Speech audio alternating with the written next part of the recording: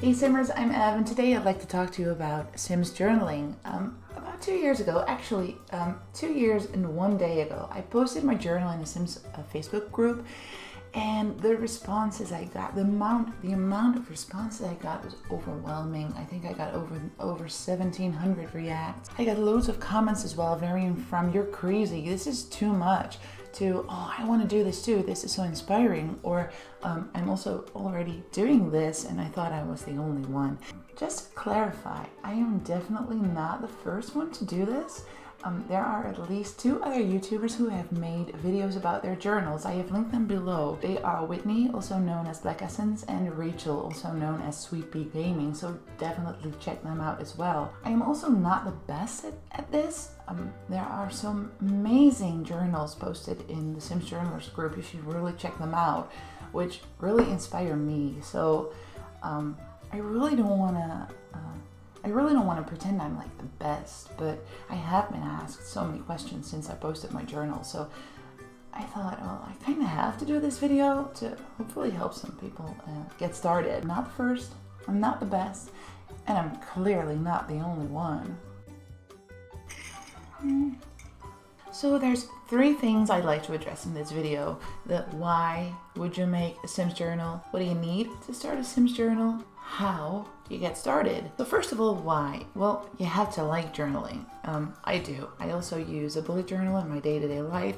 I like the creative aspect of it, so it was easy for me to start a journal and make it just the way I wanted it. One big reason for me was that I was not using the game to its fullest potential. I was not playing it the way it was supposed to be played. At first, I had The Sims, the base game, and some expansions. I think 1 or 2 game packs, 1 or 2 stuff packs, but at some point I got really into the game. I bought every expansion pack, every game pack, every stuff pack on during one of those holiday sales. I think everything was 50% off, which was great, but it was overwhelming. I had everything all at once, and I didn't know where to start. It was too much. I really wanted to focus more on everything the game has to offer. So that's reason number 1.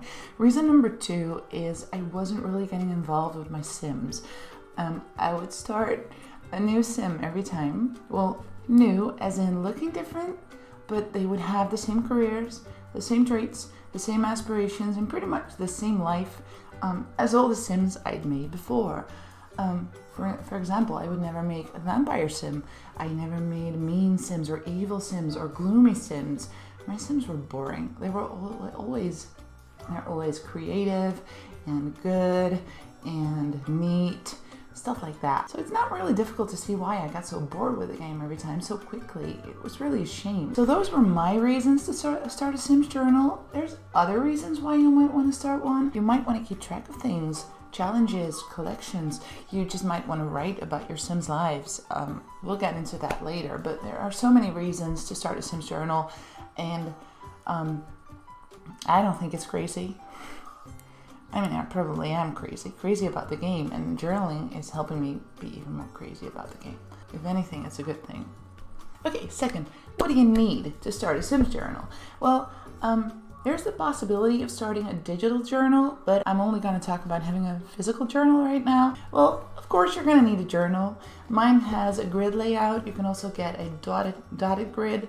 Both are really nice for making charts, making straight lines. Of course you can use a ruled or aligned journal, but it would probably only work well if you only wrote your Sims biographies and put in some pictures, because if you want to keep track of things and make nice charts, it get really challenging and might get frustrating really quickly. So I really recommend getting a grid or a dotted grid journal. You need pens. Well, you basically need 1 pen, but I like to use my black Staedtler fine liners in all available thicknesses for some, well, variety. I also use a fine liner in 1 contrasting color. In my case, it's blue. Well, of course, you're going to need a ruler. My color pencils, I love my color pencils. I also have these pastel markers, but I don't use them as much anymore. I got these color pencils for Christmas from my mother-in-law, and I love them. So they're pretty much all I use right now for that little pop of color that I like. I always keep my phone close because while I'm gaming, I don't want to have to alt-tab out all the time to look for guides, look for information. I don't have a second screen yet. I really want one. I sometimes borrow my boyfriend's one, but he uses it himself a lot. So my birthday is in May. It's not a hint. This is really important. I actually keep 2 journals. A pretty one and this one, a cheap. Well, it's also pretty. I mean, I love it, but it's very simple. I mean, I even used it for the making notes to make this video, so I don't forget anything.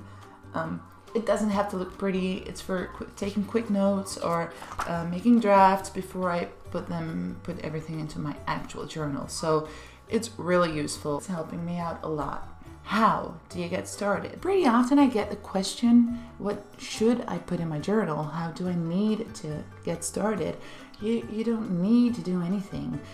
There's nothing you should put in your journal because it's very personal, and it can be a lot of things. It has to be what you want it to be. What do you want to keep track of? Do you want it to be a source of information about the game?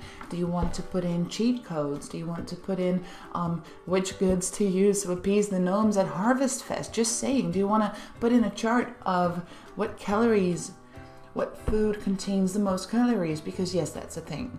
Sim food contains calories. Look it up. You can make a list of names you might want to use, boys' names, girls' names. It's what I did. It can be an actual journal with your Sims biographies, their life stories, their careers, their skills, their relationships, their family trees. But if you like to play challenges like the Legacy Challenge or the 100 Baby Challenge, a journal is great for keeping track of that. Keeping track of everything, the rules, the points, keeping track of collections you have. But your journal can also be a combination of all of those things, and I think that's pretty much what mine is. To get more involved with my Sims, I created my own challenge. I wanted to finish every aspiration, finish every career, and use every trait in the game at least once within one and the same family before moving on to a new family. So that's what I'm doing right now. I have to say these spreads I'm showing are older. They are actually 2 years old. And in a different family right now, the Brinkley family. They actually have their own Facebook page because I love them so much. And I'm working on those spreads. Shameless self-promotion. I know it's my own group, but Sims Journalers really is awesome. We have over 2,000 members right now who are amazing. So if after watching this video you're left with questions, please ask me because I want to do another video. I want to do a Q&A, and I may not be able to answer all your questions, but I'd love to try. So, and also if you have your own journal, please make a video and link it below. I really want to see them. I'm really curious about your ideas. I really hope you enjoyed this video. I enjoyed making it. See you next time. So, happy simming and happy Sims journaling.